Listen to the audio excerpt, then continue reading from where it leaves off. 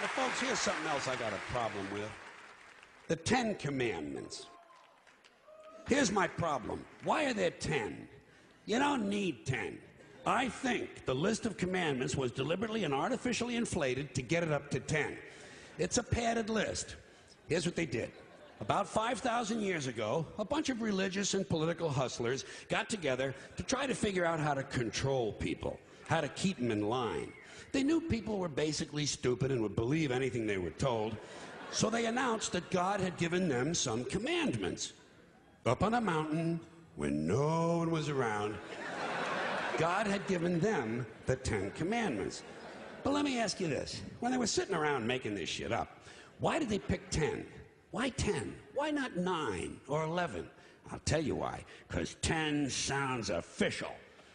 10 sounds important. They knew if it was 11, people wouldn't take it seriously. Say, what, are you kidding me? The 11 Commandments? Get the fuck out of here. But 10 sounds important. 10 is the basis for the decimal system. It's a decade. It's a psychologically satisfying number. The top 10, the 10 most wanted, the 10 best dressed. So having 10 commandments was really a marketing decision.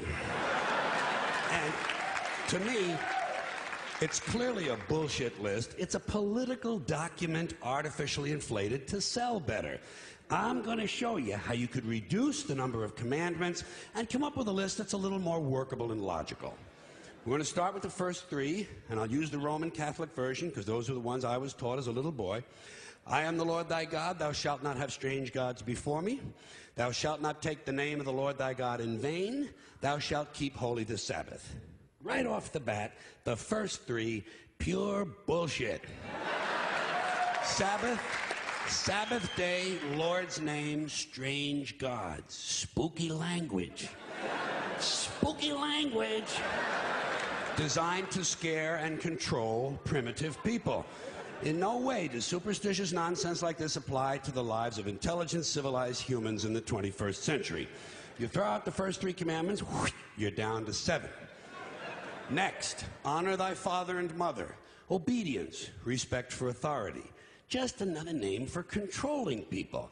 The truth is, obedience and respect should not be automatic. They should be earned. They should be based on the parent's performance. Parent's performance. All right? Some parents deserve respect. Most of them don't. Period. You're down to 6. Now, in the interest of logic, something religion is very uncomfortable with, we're going to jump around the list a little bit. Thou shalt not steal, thou shalt not bear false witness. Stealing and lying. Well, actually, these 2 both prohibit the same kind of behavior. Dishonesty, stealing, and lying. So you don't need 2 of them. Instead, you combine them and you call it thou shalt not be dishonest. And suddenly, you're down to 5. And as long as we're combining, I have 2 others that belong together. Thou shalt not commit adultery. Thou shalt not covet thy neighbor's wife. Once again, these 2 prohibit the same kind of behavior. In this case, marital infidelity. The difference is coveting takes place in the mind, and I don't think you should outlaw fantasizing about someone else's wife. Otherwise, what's a guy going to think about when he's waxing his carrot? But marital fidelity is a good idea, so we're going to keep the idea and call this one, thou shalt not be unfaithful. And suddenly, we're down to 4.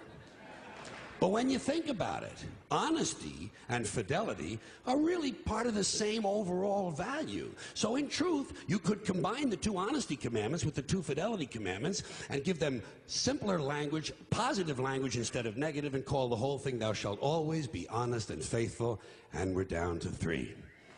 Thou shalt, they're going away fast. Thou shalt not covet thy neighbor's goods. This one is just plain fucking stupid. Coveting your neighbor's goods is what keeps the economy going.